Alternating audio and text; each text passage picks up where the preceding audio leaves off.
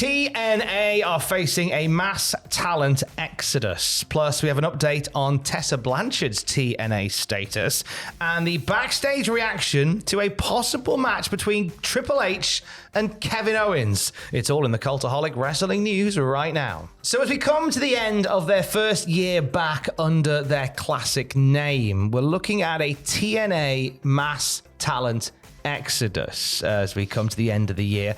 A litany of key wrestlers and talents that have either done their final dates for TNA as of this past weekend or are set to leave in the coming weeks. We'll start with Kushida, shall we? Yeah, we'll start with Kushida, who apparently finished up with TNA this past weekend, according to PW Insider. The report, along with the Wrestling Observer, that his initial signing was part of an ill-fated talent cross-promotional plan with New Japan Pro Wrestling, with Kushida signing a deal, a dual contract it was between TNA and New Japan. However, when Scott D'Amore was moved on from TNA, any plans to further this talent initiative fizzled out. The idea being that they wanted to sign quite a few wrestlers to a dual contract with New Japan and TNA to give them enough stuff to do to stop them from pursuing WWE. But Scott D'Amore was, from what we hear in the reports, was the go-between for all these things. So when Scott went, that idea just kind of fell over. Do you reckon that could happen with Maple Leaf Pro? I wouldn't be shocked if it did. I think that I think we will see as Maple Leaf Pro sort of gathers momentum. And I had a lovely chat with Scott D'Amore about a month ago about Maple Leaf Pro and his grand plans going forward for the company and the lofty aspirations they've got there. So I wouldn't be surprised if working with New Japan and a partnership with New Japan is part of that. PW Insider adds, we are told that Kushida will be primarily focused on New Japan Pro Wrestling going forward. He left TNA on good terms. The door is always open for potential appearances down the line, but contractually, however, Kushida is done.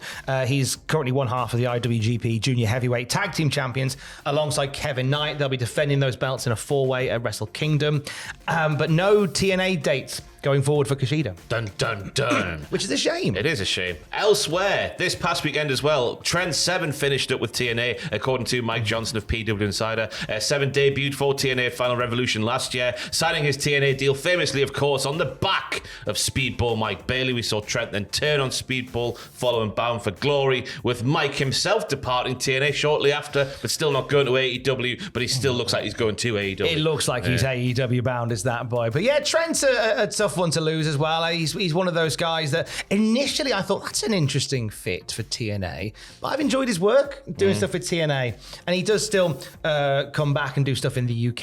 I saw him last weekend at North Wrestling when he was there, and he's in good spirits, and honestly, best wishes to him going forward. TNA Hall of Famer Rhino announced on Facebook that he is now done with TNA, revealing that his match over the weekend at the Impact tapings was his final outing in a TNA ring. He ended the post saying, "Thank you to all of the amazing wrestling fans for your support. I'm not done wrestling, but TNA and I have parted ways." Interesting one. He would make a killing on the indie scene anyway, just being Rhino in 2024. But could he go back to one of the bigger promotions? Who knows? I mean, like WWE is certainly hiring a lot of a certain generation of wrestlers for key backstage roles. I know that Rhino has been working as a producer on a lot of TNA and Impact shows. I know he was producing quite a bit of stuff on the Impact UK tour last year, and I'd imagine he's continued doing that throughout this year as well. So it'll be a chance for him to go and do something that is less impactful, but you've also got a guy that every so often can just bust out a gore. Yeah, as we saw on the NXT ECW Arena show not too long ago. Exactly. And I think that's a suggestion that maybe him might be something for him on that side of the water if he's already been there and had a conversation being with the him. sous chef for Chef Michaels. Oh, Rhino as sous chef for Shawn Michaels. Imagine saying that in 2001. Imagine saying that 5 times quickly. Seriously, think about it. It shocked me. I've lost my voice. In 2001, imagine saying to somebody, there is a likelihood that the developmental brand for WWE will be run by Shawn Michaels and Rhino. Yeah. No. With Albert thrown in there for good mix. And Albert! And Albert is training the talent of tomorrow. AJ Francis is another name that's been thrown around. We had a chat with him a little while ago ahead of Bound for Glory, and he told us exclusively that his TNA contract expires at the end of the year. Fightful Select have added to this, saying that the two sides still haven't come to terms on a new deal as of a couple of days ago, and he has now worked his final contracted date. Five will add that an extension is still possible, and there's been a lot of praise for him. He headlined Final Resolution against Nick Nemeth for the TNA World title, and that got over really well with people backstage, and it was a fun match as well, to be fair. But at time of writing, it looks like he's done as well. And he'll have no end to offers coming his way, because he called himself the best heel in the world on Twitter over the weekend, so everyone will be knocking down his door. A family matter in the next bit with a husband and wife team looking to leave TNA. Yeah, TV ring announcer Jade Chung is coming to her time in TNA is coming to an end, according to PW Insider and the Wrestling Observer. And her husband, Josh Alexander, the lad who can do the wrestling. I don't know where that came from. It made no sense. He's also on the way out. He talked to Chris Van Fleet about joining the free agent market next year. Yeah, Josh Alexander's good. I have a feeling that Josh Alexander will head to NXT. Or AEW, famously, Brownie Rhodes. We wanted your tag team partner, Ethan Page. No, that was the other way around. You had like an out-of-body episode there. Whatever it was, I don't know. It was 5 years ago now. I could see it being I could see it being NXT more so than AEW. So I would say, especially with Ethan Page losing his way. No, that's it. Yeah. There you go, get his old mate back. Exactly. Hey, look, this is a nightmare for me because I must be honest. Anytime anybody's released from anywhere, I always say, "Oh, they should go to TNA." They're all leaving TNA. What am I meant to do with this information? There's also a lot of speculation that Jordynne Grace could be heading out the door soon. She's earned a lot of plaudits with NXT management, in particular Chef Michaels, and many believe she'll be WWE bound as soon as her TNA deal expires. Now, that deal was meant to expire in the summer of next year. Fightful Select reporting that was changed to January of next year, which is much sooner than the summer. It's a big old case of Stevie Wonder there, Tom. Jordynne Grace isn't blind. It's just superstitious. It's signed, sealed, and delivered. It's happening. It's over. Just get it's done. It's a done deal. I just called to say I love you. Why this sudden influx, or really outflux, of TNA stars? Well, the Wrestling Observer has a theory there.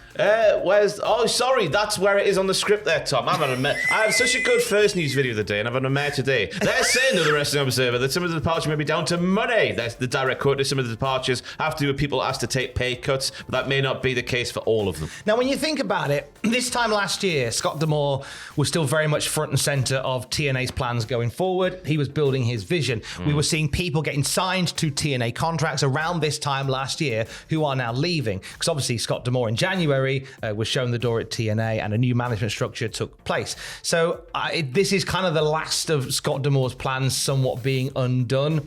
And this is TNA looking at the bottom line and going, it depends. We'll talk about this upstairs. It depends what TNA wants to be. Like, if it wants to compete with the big boys, then it does need to spend money and bring those names in. But if it is quite happy being like a feeder system that just has a wrestling show that just ticks along, then there's not going to be the money for some of these bigger names for them to keep them. It is an interesting time as well, because obviously I think it was last week they got the new head honcho in, didn't they? It was last week where they've installed new management. So once again, and I don't know whether these new changes are reflective of that, but more reflective of the wider plan for Anthem for further cost cutting to make TNA as streamlined as possible.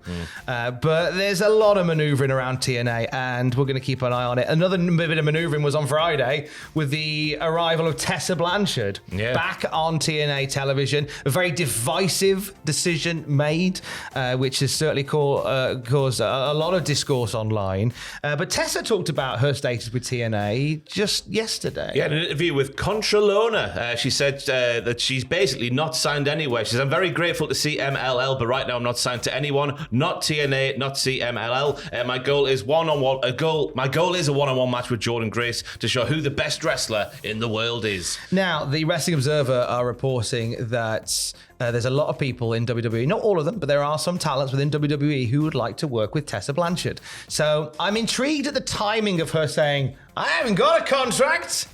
Oink. Moose would be devastated, that's for sure, because I've been seeing his social media game over the weekend. He was so happy. He loves that Tessa Blanchard's there. He loves that Tessa Blanchard's back, and he was so happy just to eviscerate anyone who disagreed. I don't think anyone else is very happy that Tessa Blanchard's there, but at least Moose is happy. As long as Moose is happy.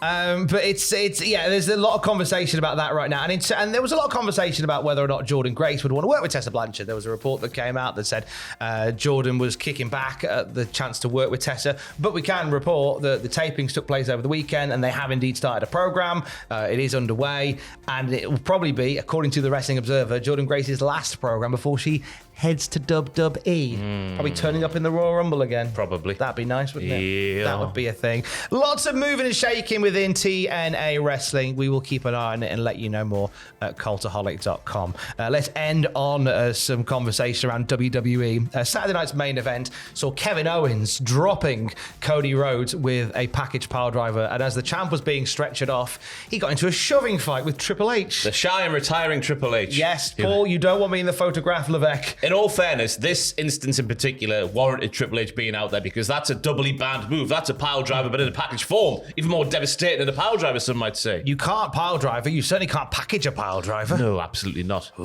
So this led to, obviously, speculation that this is building to Triple H versus Kevin Owens. From who? A guy called... Not Paul Levesque 87 on Twitter. Were we not there? Have we forgotten 2 short years ago where Triple H nearly died? He made it clear he's done in the ring. He can't do it anymore. Who's saying this stuff? There are people who aren't as in the bubble as we are. Idiots! We call them idiots. There are people who aren't in the bubble as we are who would see that clip and go, Triple H versus Kevin Owens then. I get that because obviously, again, the whole thing for Saturday night's main event was shown to a casual audience to try and convert some new fans and bring back some worldwide watching Saturday night's main event. We can't gatekeep in that regard. Yes, we can. Look, if you're going to do that, people are going to start going, is that going to be a thing? Well, look, Dr. Chris Featherstone of Sportskeeda has dealt with this, and he has said those within WWE are shocked that the possibility of Triple H competing against Kevin Owens was even considered by so many people. It's not necessarily impossible for Triple H to compete in a match, but he retired in 2022 following his heart scare and has no plans of returning at any time. Never say never, but this is as close to never as you can get. He just said it 3 times there. Never say never, ever. Never. But never say never, so you think there's a chance. No! Let the man have a sleep. He had a heart condition. To be fair, the pushing was very boisterous. It was very boisterous behaviour. Man like the Reesley odds later of them two to start doing that on television like that. So it doesn't look like it's a thing, but you're right in the sense that on that occasion it probably lent itself to have that happen a little bit. But yeah, it doesn't look like it's a thing. Or is it? No! Or is it, though? We have a football channel. It is called Hold and Give. Ross is the host of Hold and Give. 4 p.m. GMT on that very YouTube channel. Go to the homepage of this one, click the yellow circle, and I'll be there at 4 o'clock playing some EAFC 25 with, as they call it round these parts, Sunderland. And as the rest of you people call it, Sunderland AFC. I like how you say Sunderland like it's like you're vomiting it out of your mouth. As a Newcastle United fan, that's probably... I lived there for 3 years, that's how they say it. Oh, is it? Sunderland. Lose as many of the consonants and keep all the vowels. And for the very latest wrestling news at any time, you can check out cultaholic.com. Stay safe.